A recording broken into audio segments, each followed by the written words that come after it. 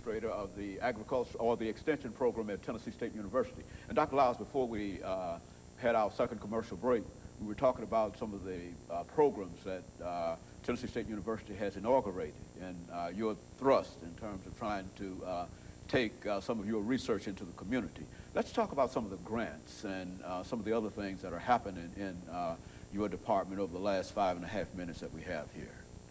We've been quite fortunate, and I think it's due to the fact we have a competent and capable staff. We have secured several dollars in grants over the past year.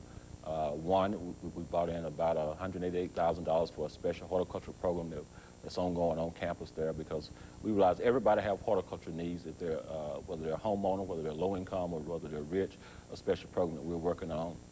We brought in a grant to increase minority participation in natural resources and environmental issues. They weren't getting their fair share. So we've been quite fortunate to bring in dollars like that. Most recently, we brought in one where we're hooking up with the Small Business Development Center, another department on Tennessee State University campus, to see what we can do to get entrepreneurial spirits in some of our lower income communities. So we have brought in several dollars that we're real pleased with. A second thing, we've tried to introduce a lot of new events and activities to bring back the spirit of cooperation, the pride in your heritage, and other things. One of the biggest that I think I'm most pleased with is our Hall of Fame inductees. As I traveled across the state with the University of Tennessee and with Tennessee State University, I didn't see many people of color that had been actively involved in agriculture and home economics history in this state.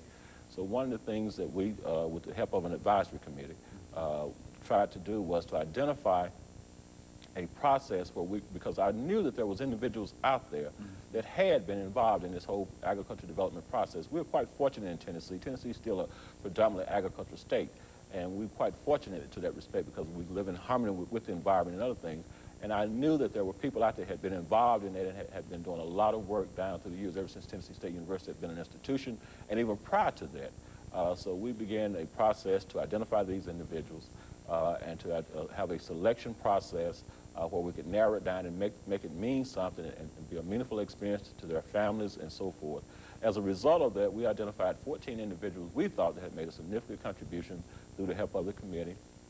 Of those individuals, only 3 are still with us. Most of them has passed on, but we wanted to bring them together with their families and give them a tribute and establish a place where we could be proud of, where our students on campus could be proud of, and where their families could be extremely proud to recognize the contribution they had made to the development of agriculture in the state of Tennessee. That has now been done. The award ceremony has been held, and the Hall of Fame is officially open and ready for viewing. Coming up in the month of November, we're going to have our 35th Annual Farm Home Ministers Institute, which is an annual event for us. It's been going on for all of these years.